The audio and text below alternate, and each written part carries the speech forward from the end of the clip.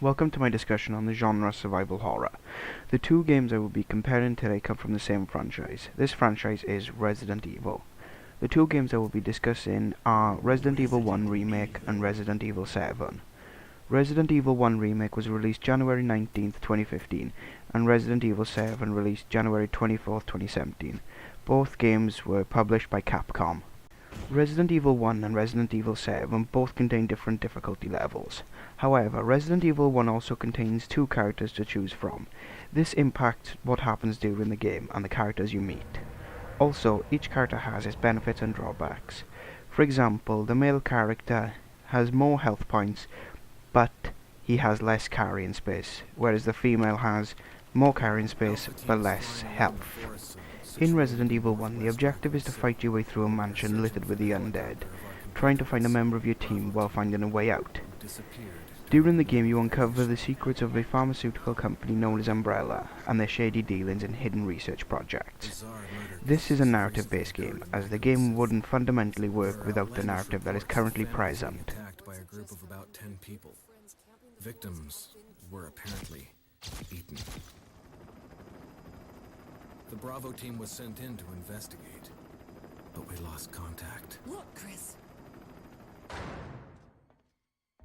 Bravo team's helicopter was a derelict.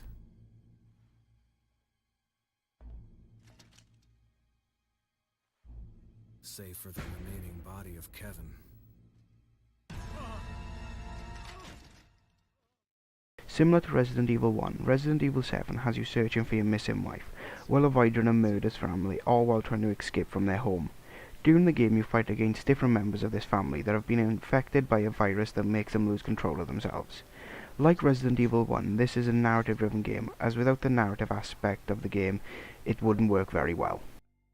I don't know how, but she's back. She's back somehow. Maybe it's a prank. She wants me to come and get her. Where is she? Dulvey, Louisiana. Dude, it's been 3 years. The style that is used in Resident Evil 1 is pre-rendered backgrounds. That means that all the textures are rendered on another piece of equipment and is not done in real time. This is great because this allows for the background to be rendered without the need of the hardware to do this. Resident Evil 1 uses tank controls for the user to control the character sprite. This means that the user can only move the model forward, background and rotate on the spot that they are in. However, Resident Evil 1 Remake also allows for standard control systems. Resident Evil 1 uses fixed camera angles to show what is going on. This is good for this genre as it means that you cannot see around corners, making the game more creepy. However, this can be a little difficult to deal with as it can be clunky at times as you may miss items. You can see this as a good aspect in the clips that are currently being used. Resident Evil 7 uses very different control scheme to Resident Evil 1, as it uses controls that are very common in first-person games. This is good as the user can instinctively know what is going on.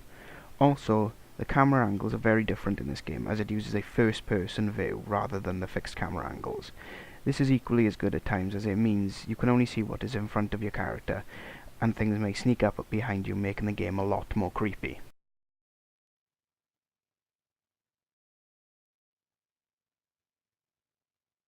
This is the health in Resident Evil 1, and it is different from a lot of other games, as it is displayed as a heartbeat sensor with 4 variations ranging from fine to danger. This is the item equipped slot. This shows you what item is currently equipped in your hands. It can be any one of the weapons that is currently held by your character. This is the storage part of your inventory. It is very limited, so this means item management is a key aspect of the game. It is only 8 slots and shows all the items you currently have equipped in your inventory. This is the defensive item slot. The defensive items are used to hold off an enemy that is attacking you. It also prevents any damage for that attack. However, it is a one-use item and will be destroyed after its first use. You can pick up 2 types, batteries and daggers. This is the unique item slot. It is either a picklock for the female character or a lighter for the male character.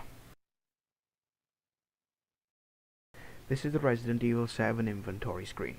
This is the health in Resident Evil 7. It is similar to Resident Evil 1, but does not contain any text to tell you how much health you have. This is the inventory slots in Resident Evil 7. There are more slots in this game than Resident Evil 1. These are the quick select slots. These allow for the user to put 4 items in there that are keybound to the controller or keyboard that is being used. This is the current objective. This shows what you need to be doing at any point during the game. Although not shown in the video, Resident Evil 1 has a system in place to show the user how much health they have before them pausing the game. This is done as the model of the character holds an arm over their body when they become damaged, and when they reach danger they start to limp. This alerts the player to them having less health than what they intended. Resident Evil 7 has a similar mechanic, and when you get to danger you start limping. This is more prominent in that game as it is a first person perspective. The healing mechanic in the game is not very unique.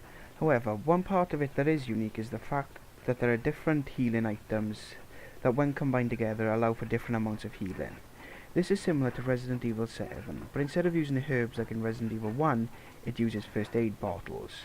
Another mechanic that is present in the game is being able to examine and combine items that allows you to find things on the items and combine them to make different items than they were before. In Resident Evil 7 this is also the same, however combining items is more prominent as you can make armor, healing items, and even separate items get gunpowder. The combining mechanic is used with the healing mechanic to allow for the different amounts of healing items that you can get. There are 3 different types of healing items that are present in the game. Green herbs that only restore a little bit of health, red herbs that cannot be used by themselves but when combined with a green herb allow for full healing, and blue herbs which allow for the poison effect to be taken off your character. The last mechanic that I am discussing is the fact that in Resident Evil 1 you can fight off enemies that grab you. This mechanic allows the user to reduce the damage that is done to them by button mashing. However, this also means that the user can be killed in one hit if they do not fight the enemy off them. In Resident Evil 7, this is not present in the same way. However, the player is allowed to use a block button, which reduces the damage done, but does not completely negate it, unless you have beaten the game and fulfilled certain criteria which unlocks items that does do this. In the game there is risk and reward to doing things. For example, one of the risks is leaving enemies behind. However, doing this means you have more ammo, and avoids you having to encounter special enemies known as Crimson Heads. However, not killing the enemies means that there's a higher chance of you taking damage as there are more enemies left in a room to kill you. Another risk is saving too frequently. In Resident Evil 1 and in Madhouse difficulty of Resident Evil 7, however it does have autosaves, there are limited amount of save points. This means that during difficult parts of the game, if you have saved too frequently, you won't have enough save items to be able to save as much as you want. However, not saving enough means that when you die you have to replay through the parts that you've already done and from your last save. The final risk is playing on higher difficulties. Doing this unlocks new items and difficulties for you to play on, increasing the playability and enjoyment of the game. However, doing this makes the game much harder as enemies become tougher and items become more sparse. The enemy AI in Resident Evil 1 is not very intelligent. However, this fits with the zombie theme as generically they are not very intelligent creatures. The zombies only use basic attack, i.e. lunge, bite or vomit on stairs. Resident Evil 7's enemies are slightly more intelligent as they have used modern AI techniques to get more intelligent AI. Also, they are not technically zombies, they are mutant creatures which are being controlled by a hive mind, which is why they are more intelligent. Balancing in a survival horror game is very important. In Resident Evil 1, weaker weapons have more armor, but stronger weapons have less armor, making it more fun as the game does not become boring as you become overpowered. Also, the healing items in the game known as herbs are more common in green and less common in red, which means if you want to combine them you have to save your red ones and not as many green ones.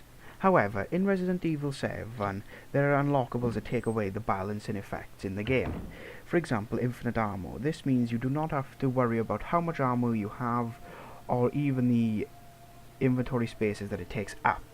In the Resident Evil franchise there are rooms known as safe rooms throughout the game. In these rooms there are 0 enemies ever placed in them. Also, there is an item box that stores a large amount of items in there. Items that are placed in an item box are present in all the boxes found throughout the games. Also, the safe rooms always have a save station in them, meaning you can save at any point during these. In Resident Evil 1, the safe rooms are known by their music that are played in it, as it is a calm, relaxing piece of music. This is not present in Resident Evil 7. That is everything I have to say about the survival horror genre, especially Resident Evil 1 and Resident Evil 7. Thank you for watching.